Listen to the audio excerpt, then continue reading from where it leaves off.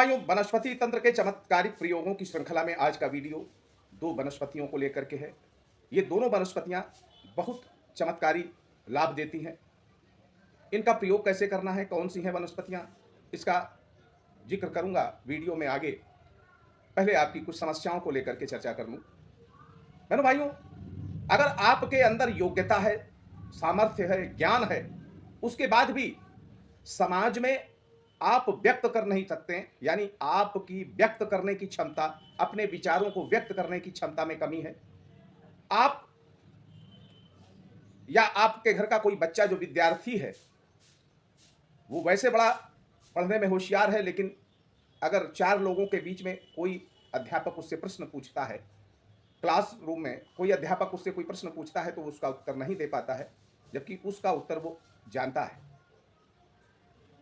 आप सही हैं, कई मामलों में सही हैं, लेकिन आप के ऊपर जब कोई ब्लेम लगता है तो आप अपनी सफाई में कुछ कह नहीं पाते, जबकि आप बिल्कुल सही हैं, लेकिन सफाई में आप कुछ पेश नहीं कर पाते।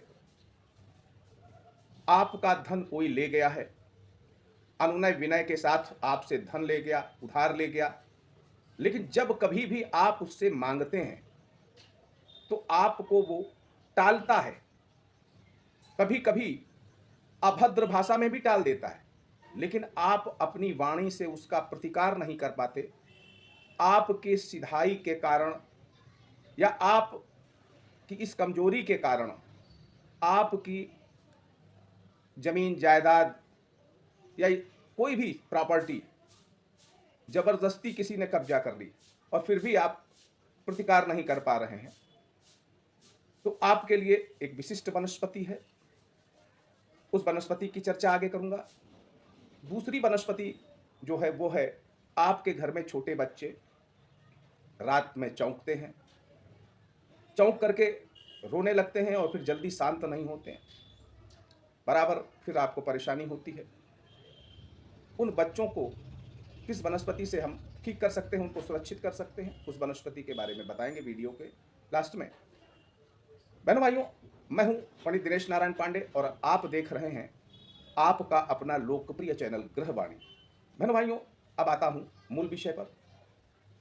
अगर आप में वो कमी है कि आप अपने विचारों को व्यक्त नहीं कर पाते और इस वजह से कई बार आपके ऊपर ब्लेम्स लगते हैं और आप मुकदमेबाजी विवाद में फंसते हैं, या आप सेल्स का काम करते हैं और आप अपने प्रोडक्ट को सही ढंग से विचारों के व्यक्त न कर पाने के कारण बेच नहीं पाते हैं, आप समाज सेवा से जुड़ना चाहते हैं लेकिन विचारों को व्यक्त नहीं कर पाने के कारण इस क्षेत्र में असफल हो रहे हैं, आप नेता बनना चाहते हैं लेकिन असफल हो रहे हैं क्योंकि ये कमी आपके अंदर है, या आपका पैसा किसी ने ले लिया है, आपकी प्रॉपर्टी किसी ने कब्जा कर ली है और जब आप वापस लेने जाते हैं तो आपको तिरस्कार मिलता है।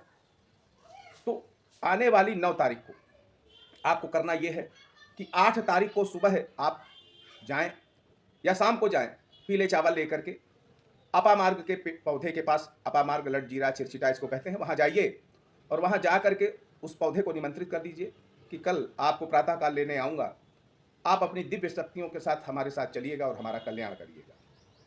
इस तरह निमंत्रण करने का तरीका है, पीले चावल लेकर के जाइए, धूप बत्ती एक लेकर के जाइए, वहाँ जला दीजिए और उनको निमंत्रित कर दीजिए श्रद्धा भक्ति के साथ। लठ जीरे की जड़ ला करके आपको पीले कपड़े में करके और इसको बांध लेना है अपनी दाईं भुजा पर 9 तारीख को। अगर बच्चे की समस्या, जो मैंने बताया दूसरी जड़ी बूटी के बारे में, वनस्पति के बारे में, बच्चों की समस्या है तो आपको चंपा की जड़ लेकर के आनी है। उसी तरह से निमंत्रित करके चंपा की जड़ लेकर के आएंगे और बच्चे के गले में बांध देंगे तो बच्चे का चौंकना, चिहुकना, रोना ये ठीक हो जाएगा। आप सुखी रहें, समृद्ध रहें और मेरे इस बताए हुए उपाय को करें और जैसा भी रिजल्ट आपको मिलता है कृपया कमेंट में मुझे बताएं।